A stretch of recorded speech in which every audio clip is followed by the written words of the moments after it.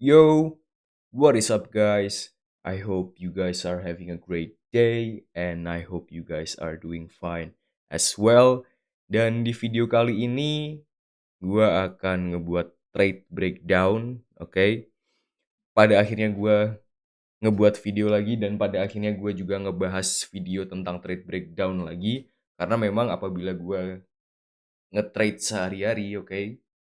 Dan hasil trade-nya nggak begitu fenomenal, let's say gue nggak menyentuh sekitar 20 atau 40 plus risk to reward, maka itu nggak akan gue post, mungkin cuman gue update di sosmednya si atau Instagramnya si Manifest Forever aja ya, dan nggak akan gue upload karena terlalu banyak. Oke, seperti yang kalian tahu, kalau misalkan kalian ngefollow trade breakdown mulai dari yang pertama sampai kelima, bahkan ada trade breakdown yang sampai berapa, sekian puluh atau 100 risk to reward, gue lupa, sempet running segitu.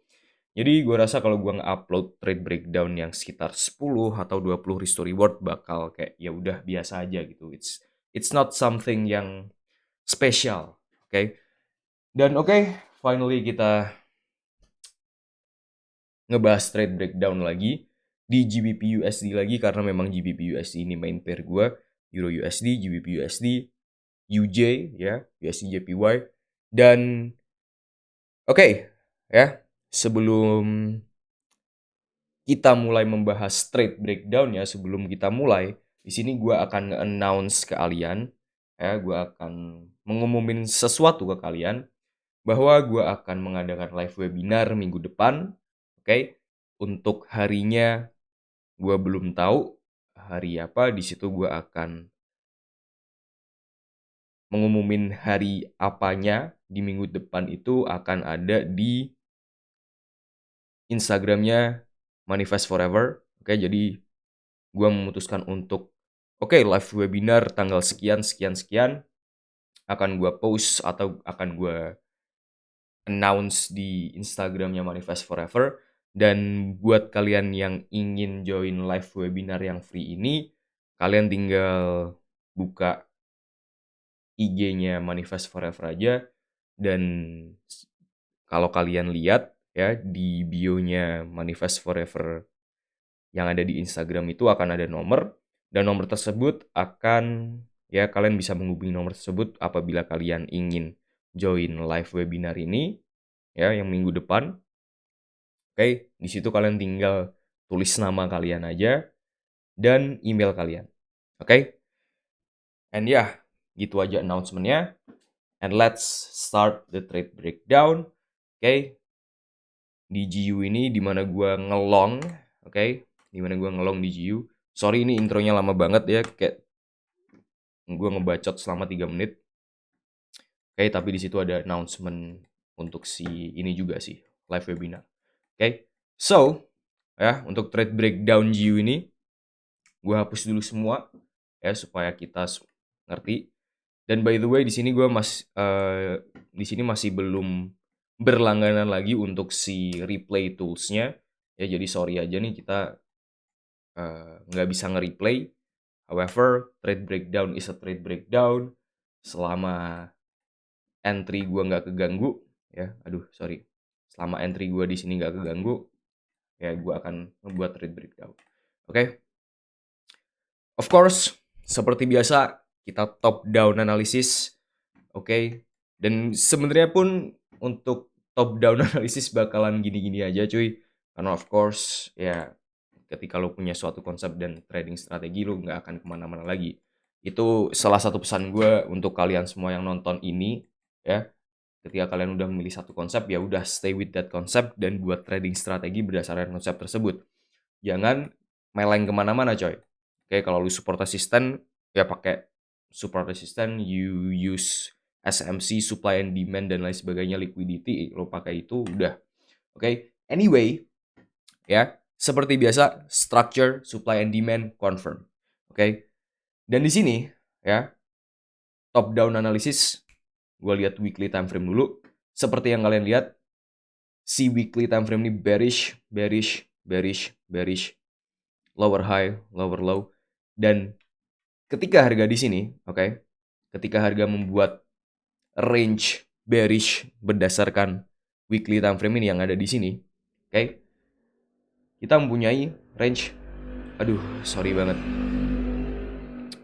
kita mempunyai range, sorry banget ya tadi kalau kalian dengar motor ya, motor member ya, oke, anyway, ya, ketika si harga ini ngebuat leg bearish ini, oke, high ini dan low ini, ekspektasi gue adalah oke, si harga ini bakal ngelanjutin bearish structure-nya dan lain sebagainya.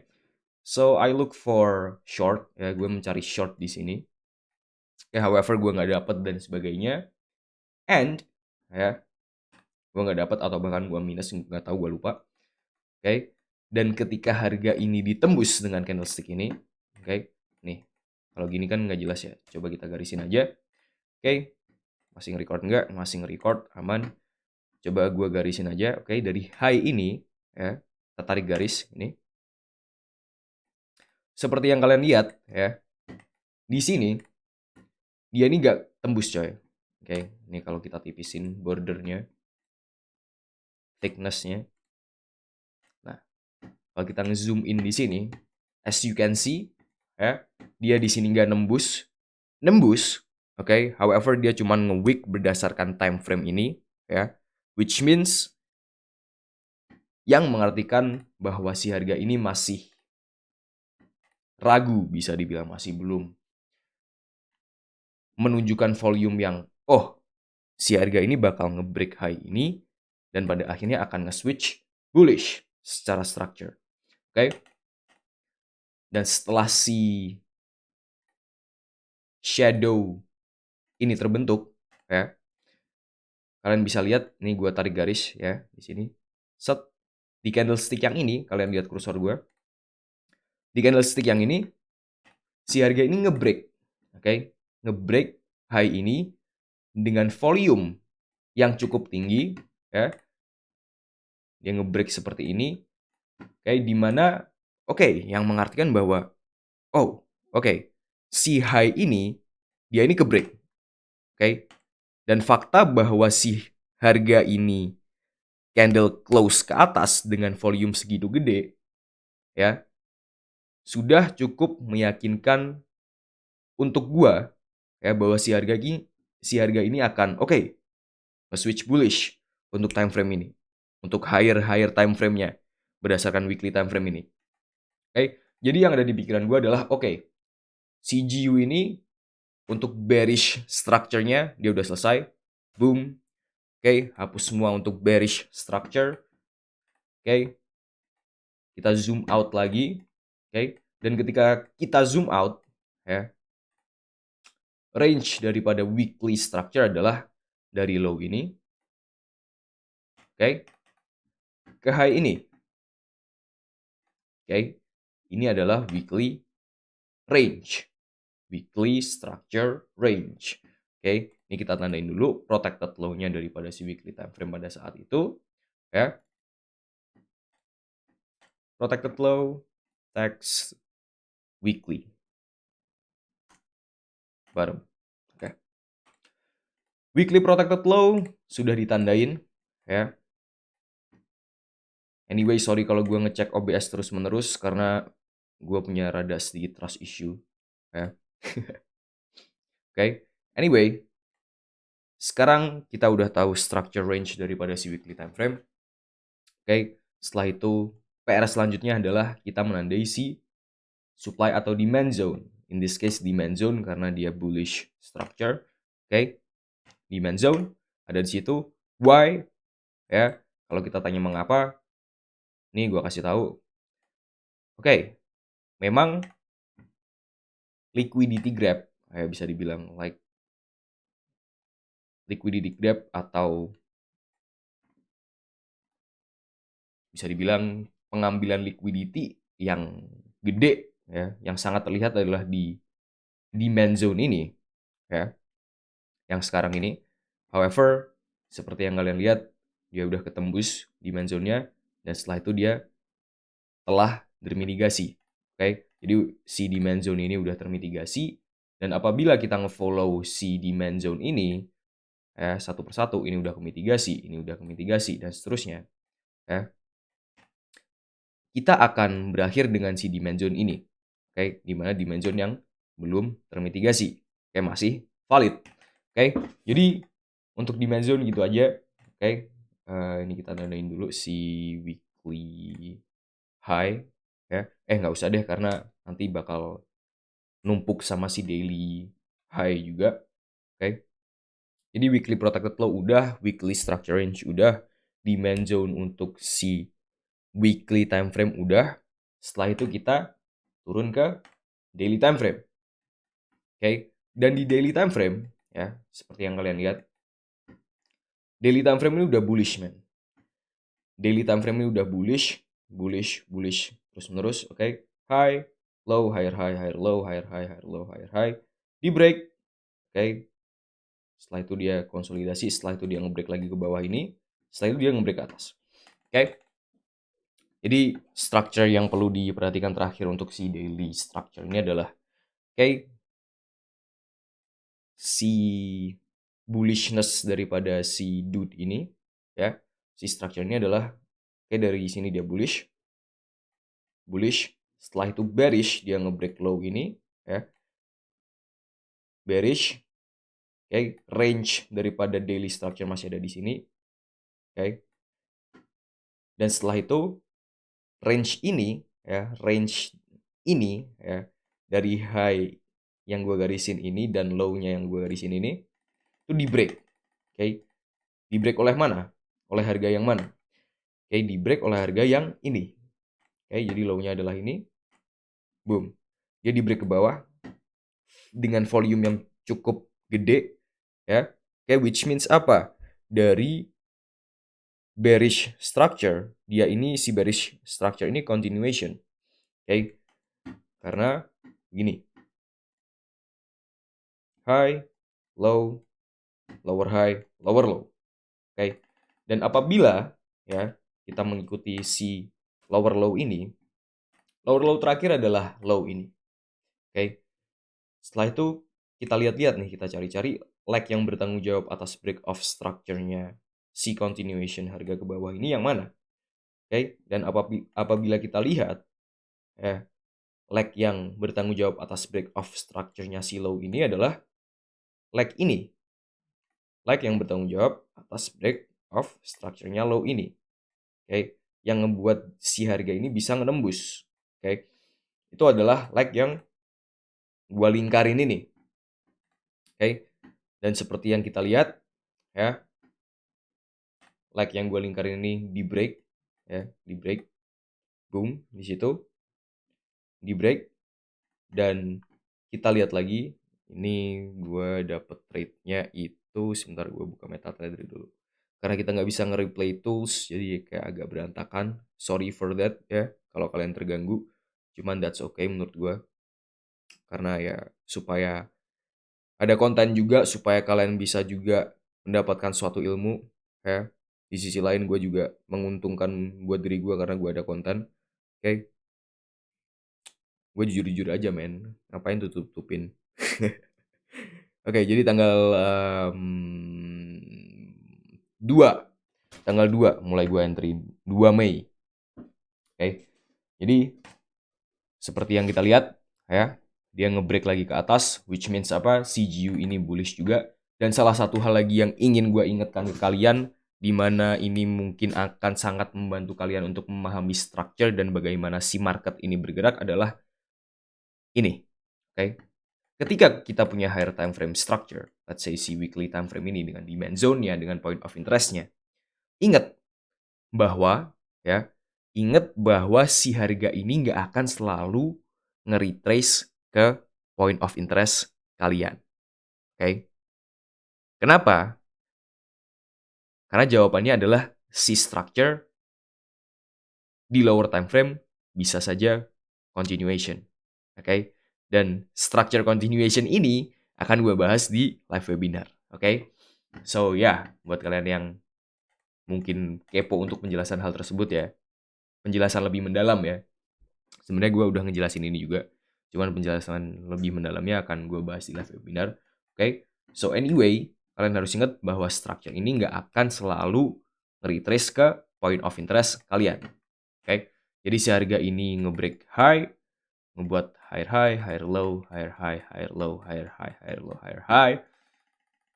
Dan oke, pada akhirnya dia ngebuat daily structure ini yang ada di sini, man. April, May. Oke. Jadi dia ngebuat seperti yang kalian lihat ya. Kalau kita ikutin high, higher high, higher low, higher high, higher low, higher high, higher low, higher high. Oke. Jadi pada saat gua nge-trade ya, yang gua lihat ini adalah low ini sebagai daily protected low. Oke, kita tulis dulu. Daily protected low. Setelah itu apa? Si high ini ya, horizontal ray, kita taruh high ini. High tersebut adalah structural liquidity daripada si daily time frame. Oke. Dan sekarang daily time frame kita punya range dari daily protected low ini dan daily structural liquidity. Oke. Dan di sini gua nggak mencari demand zone apapun karena apa? Semua demand zone yang ada di sini pun udah termitigasi. Oke. Ada yang belum dan lagi dimitigasi pada saat itu adalah demand zone ini.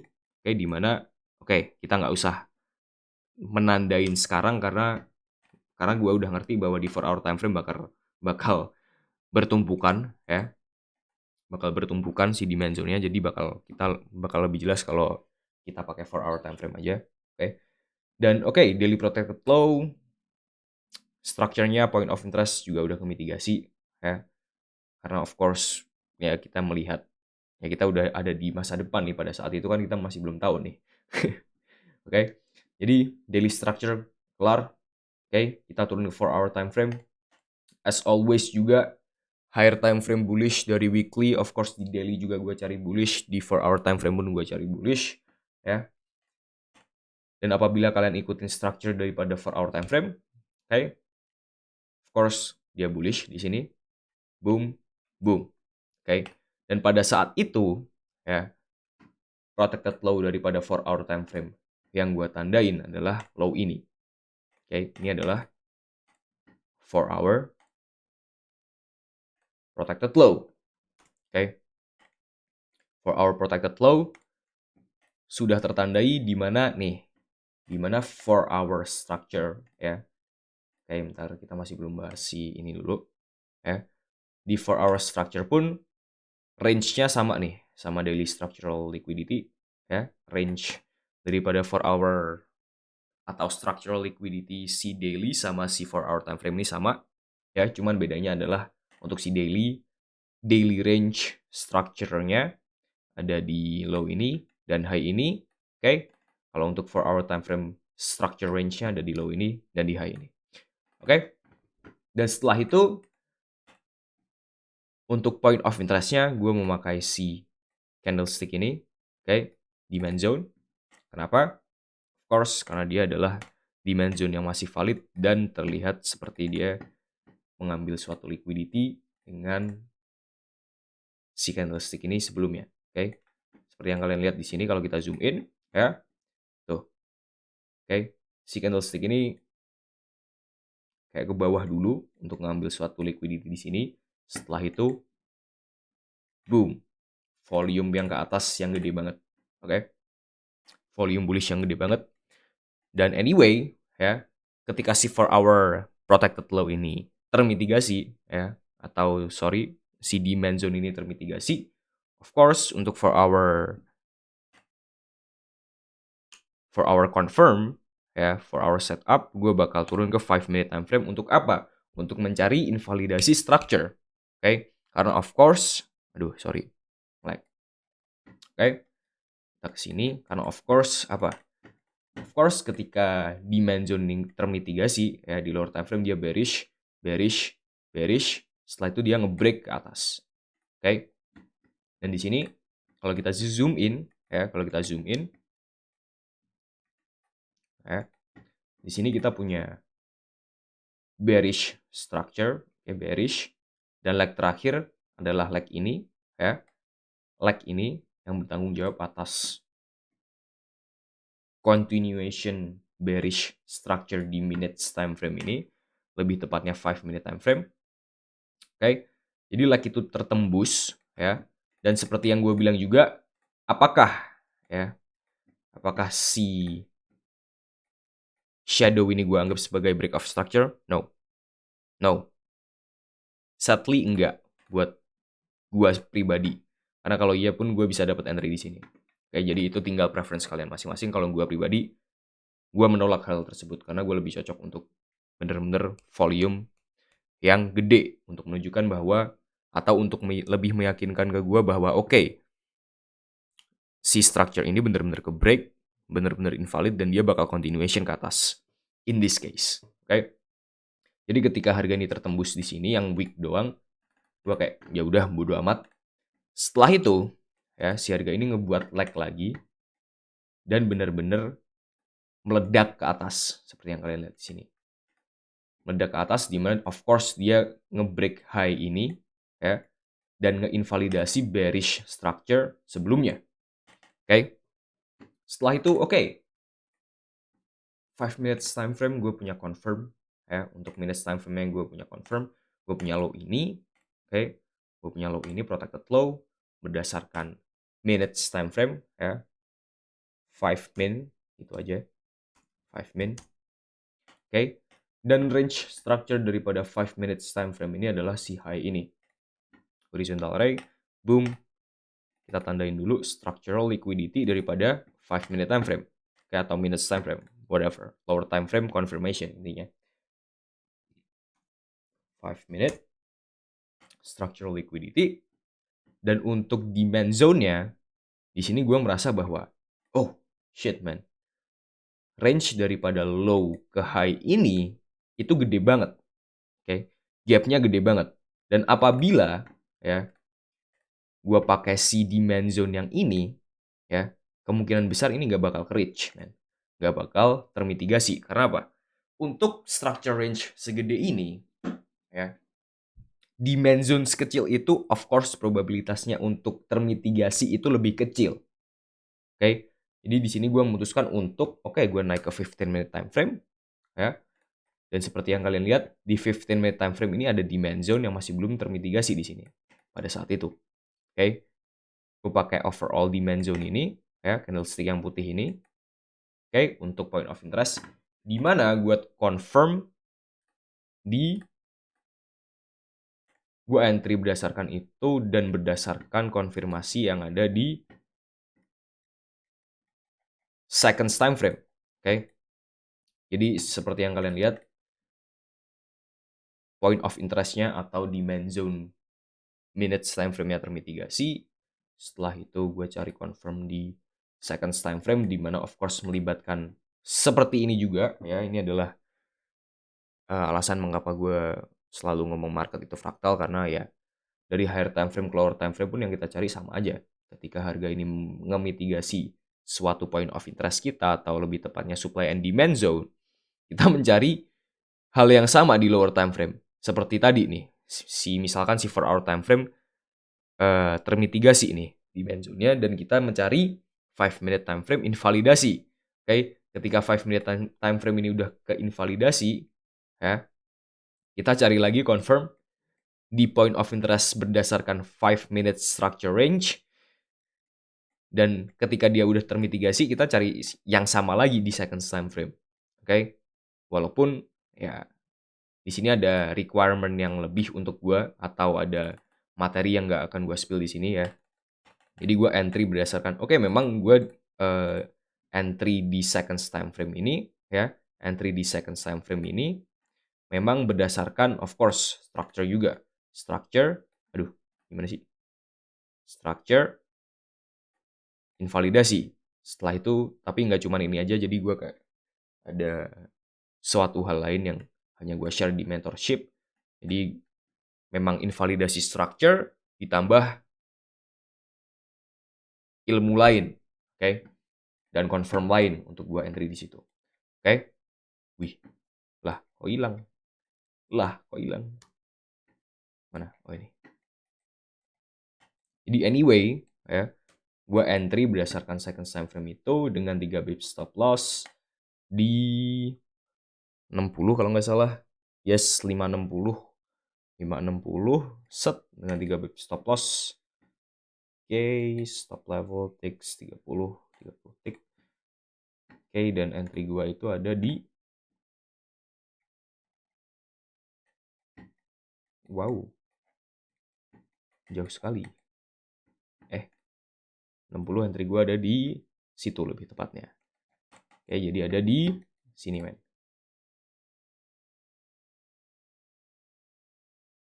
Nah, di situ 560 stop loss 3 pip. Oke. Setelah itu ya tinggal gue monitor aja. Pada saat ini pun gue belum break even sama sekali, belum break even. Kalau nggak salah gue break even itu pada saat si harga ini ada di sekitar sini, kayak dengan suatu alasan. Oke. Tunggu. Nah, oke. Ada di sini, oke. Nah, ada di sekitar sini gue break even. Belum partial, gue udah break even. Setelah itu ya, gue tinggal let the rest run aja nih, kayak karena bener-bener jauh banget kan structural liquidity-nya, dan ya udah, men. Dan di sini pun sebenarnya gue sempet apa ya, karena ini kayak udah jam berapa ini, jam 11, dan ketika harga ini ngehit first partial gue, ya jadi structural liquidity ini yang 5 minute ini itu first partial gue, dia ini kayak jam berapa ini pertama kali kehit, jam 10 pagi. Oke, dimana gue itu lebih sih sebenarnya. Jadi kayak 11-an risk to reward lebih, tapi ya hitung aja pas di 11 risk to reward ini. Oke. Jadi di situ gue ngambil 25% dari overall posisi, ya. 25% dari overall posisi ada di sini first partial. Oke. Setelah itu lanjut, ya udah. Coba kita lihat di 1 hour. Oke. Seperti yang misalkan kalian menyimak trading atau trade breakdown gue selama ini, ya sudah, let the rest run. Setelah itu seperti yang gue bilang tadi, ya, second partial ada di 42 risk to reward ini. Oke. Di 42 risk to reward di daily structural liquidity, di mana si daily structural liquidity ini adalah structural liquidity yang sama dengan si 4 hour time frame. That's why gue ambilnya di sini. Karena tadi kan higher time frame-nya berdasarkan 4 hour time frame kan. Jadi 4 hour time frame ini protected low, target ini, ya. Jadi 4 hour time frame structure range apabila si structural liquidity-nya kehit, yaitu adalah pemberhentian kedua gue, jadi second partial gue. Untuk si confirm-nya yang 5 minutes tadi, itu adalah first partial. Jadi range daripada 5 minute time frame ini apabila kehit ini first partial, dan untuk higher time frame-nya sama juga. Kita higher time frame punya range, kita misalkan entry 5 minute tadi di sini, kita udah kehit 5 minute first partial-nya, ya udah, kita tinggal tunggu harga ini ngehit break even atau ngehit si higher time frame structural liquidity ini. Oke. Oke, untuk si 42 risk to reward ini pun sebenarnya gue juga agak telat karena ini jam berapa? Jam 1 malam, jam 8 jam 8 pagi. Ini udah hit di sini jam 1 malam, gue belum sempet. Jam 1 malam sebenarnya udah gue pantau, tapi setelah gue pantau pun dia ternyata ketika gue pantau itu kayak jam berapa ini? Jam 3, jam 2, jam 3 gue baru lihat di mana gue miss untuk mengambil 50% di sini, dan gue tunggu aja. Dan pada akhirnya pun gue ambil di sini sekitar jam 10, jam 11 pagi, ya. Setelah itu jadi mungkin sekitar 44 risk to reward gue ambil. Tapi ya kita genepin aja seperti target normalnya, target awalnya, ya nggak usah kita lebih-lebihkan. Weh, hilang cuy, what? Oh, oke. Oke, jadi second partial ke hit, dan sekarang pun gue masih ada, tulis dulu 50%. Oke, gue masih ada running 25% karena gue first partial 25% ada di sini. Oke, sekitar 11 risk to reward, dan untuk si 50% atau second partialnya gue ambil di sekitar 42,57. Ntar kita ini kalkulator dulu. Oke, jadi secara overall pun apabila break even, ya gue gain sebesar, oke,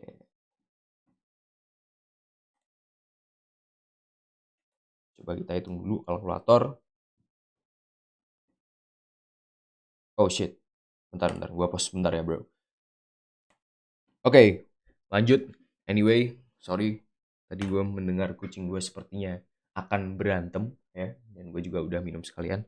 So, ya, kalkulator, oke, kalkulator. Jadi untuk si first partial, ya, wow, kenapa dia nge-lag begitu coy? Ya, jadi untuk si first partial dia tadi di sekitar berapa? 1/11 risk to reward, berarti 11 dikali gue ambilnya 25% dari posisi, dan apabila gue meresikokan 1% per trade, maka 0,25 dikali 11 hasilnya adalah sekian. Oke, dan sekian ini copy, di paste, boom. Jadi untuk first partial kita gain sekitar sekian persen apabila gue meresikokan 1%. Oke, dimana untuk trade ini gue enggak. Oke, biar gampang aja kita hitungnya 1%. Oke, jadi untuk first partial, ini kita tulis dulu, first partial kita gain sekian. Oke, second partial kita tulis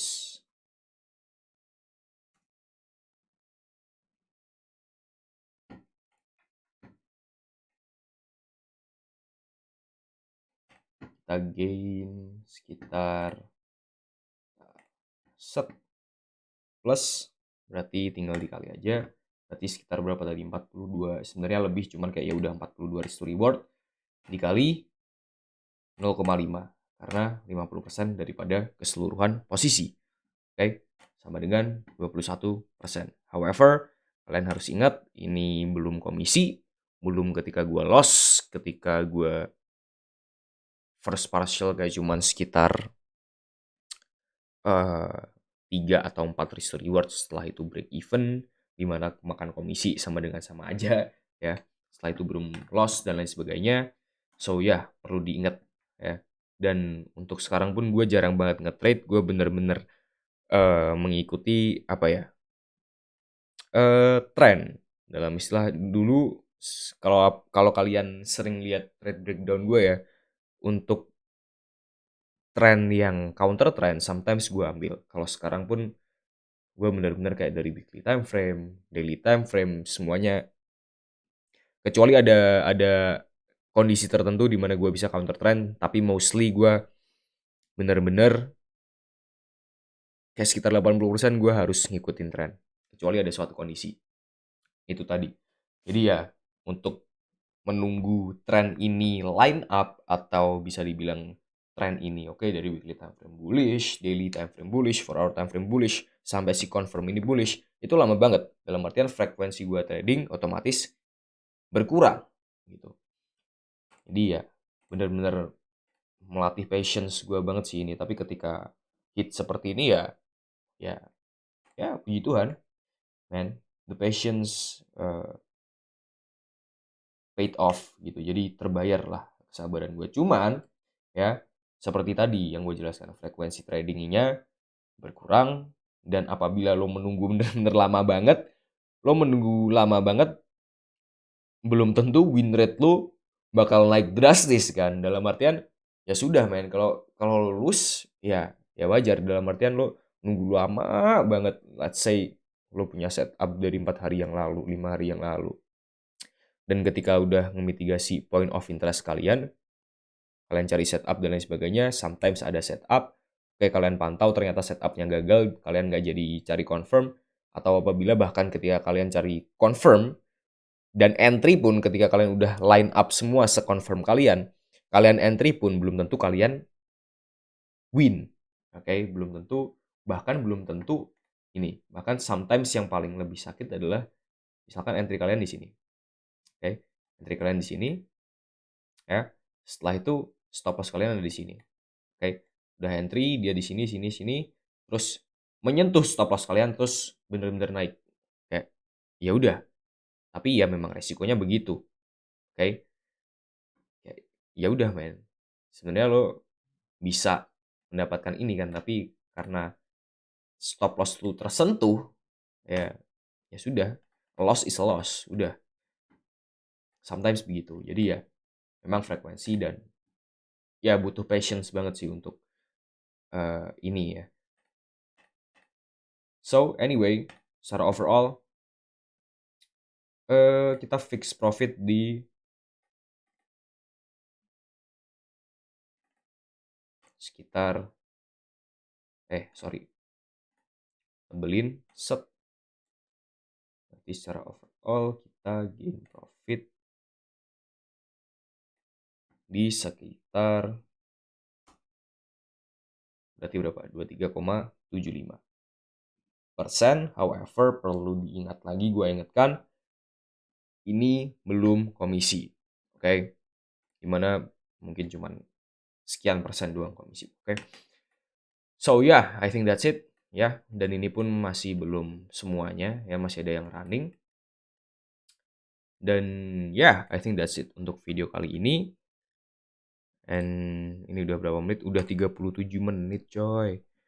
And ya, jangan lupa untuk apabila kalian ingin mengikuti live webinar minggu depan, ya tadi tinggal hubungi nomor yang ada di bio-nya bio IG atau bio Instagramnya Manifest Forever, tinggal hubungi nomornya, WA aja, nama, email, tujuan adalah untuk join live webinar, that's it, gitu aja. Dan nanti untuk hari pastinya kapan akan gue announce di Instagramnya Manifest Forever. Jadi buat kalian yang ingin mengikuti live webinar, stay tune di IG-nya mostly ya. And yeah, and thank you very much for watching, and I will see you guys in the next video. Peace.